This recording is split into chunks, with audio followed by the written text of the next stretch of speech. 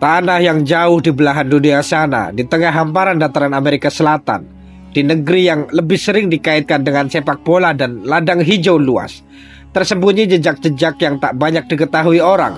Jejak Islam, bukan di Timur Tengah, bukan di Afrika Utara, bukan pula di Nusantara. Ini adalah kisah Islam di Paraguay, sebuah perjalanan yang tak biasa, yang merentang dari perbatasan Kekaisaran Utsmaniyah hingga pelosok Ciudad del Este.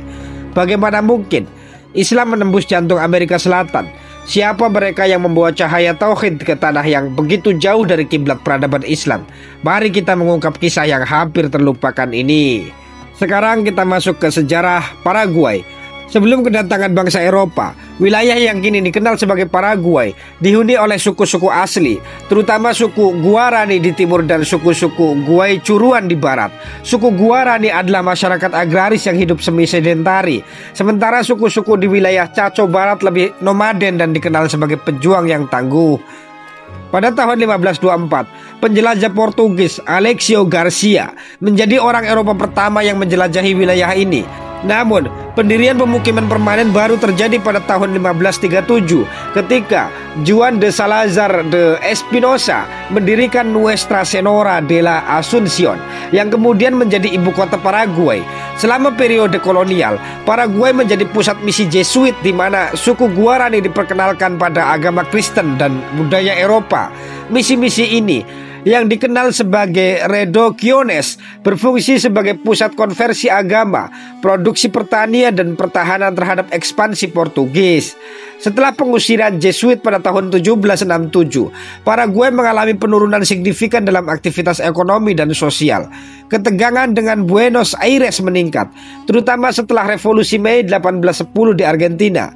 Paraguay menolak deklarasi kemerdekaan Argentina dan setelah mengalahkan pasukan Argentina yang dipimpin oleh Jenderal Manuel Belgrano, mendeklarasikan kemerdekaannya sendiri pada 14 Mei 1811. Setelah kemerdekaan, Paraguay berada di bawah kepemimpinan Jose Gaspar Rodriguez de Francia yang memerintah dengan tangan besi dan mengisolasi negara dari dunia luar.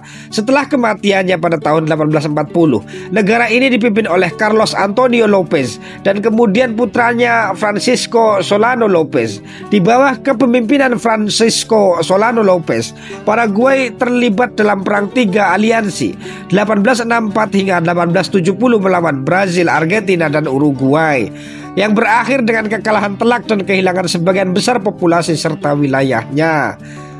Pada abad ke-20, Paraguay mengalami periode kediktatoran militer. Yang paling menonjol adalah rezim Alfredo Stroessner yang berlangsung dari 1954 hingga 1989. Setelah penggulingannya, Paraguay mulai bertransisi menuju demokrasi, walaupun dengan tantangan politik dan ekonomi yang signifikan. Konstitusi Paraguay yang berlaku saat ini diadopsi pada tahun 1992, menggantikan konstitusi sebelumnya yang disusun di bawah rezim Stroessner. Konstitusi ini menegaskan Paraguay sebagai republik demokratis dengan pemisahan kekuasaan antara eksekutif, legislatif, dan yudikatif. Presiden berfungsi sebagai kepala negara dan kepala pemerintahan dengan masa jabatan 5 tahun tanpa kemungkinan pemilihan ulang berurut-urut. Parlemen Paraguay terdiri dari 2 kamar, Senat dan Dewan Deputi. Sistem politiknya didominasi oleh Partai Colorado yang telah memerintah negara ini selama sebagian besar sejarah modernnya. Meski ada periode singkat di mana partai oposisi mengambil alih kekuasaan. Paraguay adalah negara dengan mayoritas penduduk beragama Kristen, khususnya Katolik Roma. Namun, konstitusi negara ini menjamin kebebasan beragama dan memisahkan agama dari negara. Selain komunitas Katolik yang dominan, terdapat juga komunitas Protestan, terutama evangelis, serta kelompok agama minoritas lainnya seperti Buddha, Yahudi, dan Muslim. Sekarang kita menuju ke masuknya Islam ke Paraguay. Masuknya Islam ke Paraguay terjadi melalui beberapa gelombang imigrasi dari Timur Tengah, terutama dari Libanon, Suriah, dan Palestina. Gelombang pertama terjadi pada tahun 1872, di mana para imigran ini yang sering disebut sebagai Turki karena berasal dari wilayah Kekaisaran Utsmaniyah datang untuk mencari kehidupan yang lebih baik. Mereka sebagian besar menetap di ibu kota Asunción dan kota Encarnación. Gelombang kedua terjadi pada tahun 1960-an. dengan peningkatan signifikan pada tahun 1980-an. Pada periode ini, banyak imigran dari Libanon, Suriah, Mesir, dan Palestina datang dan menetap di wilayah Alto Parana, khususnya di Ciudad del Este. Kedatangan mereka dipengaruhi oleh situasi politik dan konflik di negara asal mereka. Jumlah mereka memang kecil. Komunitas Muslim di Paraguay berhasil membentuk organisasi dan institusi untuk mempertahankan identitas dan kepercayaan mereka.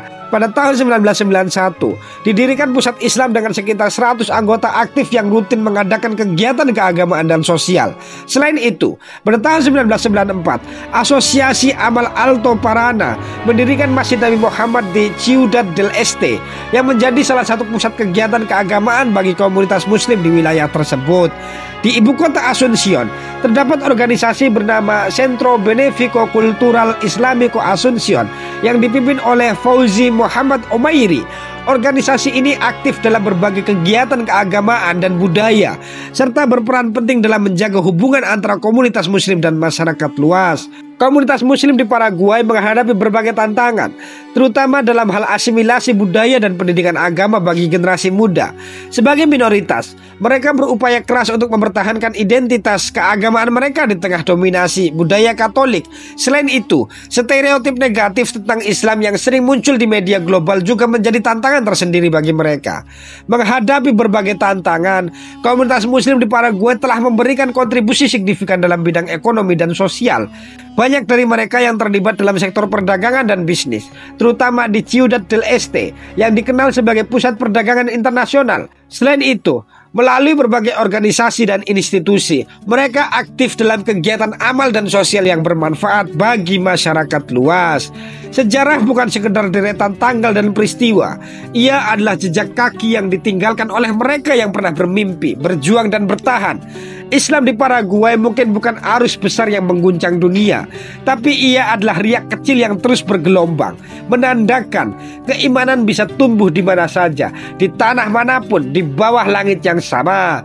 Dari para imigran yang membawa keyakinan mereka melintasi samudra, hingga generasi baru yang berusaha mempertahankan warisan leluhur, mereka adalah bagian dari mozaik besar sejarah Islam. Dan kini kita telah membuka lembaran yang jarang dibaca.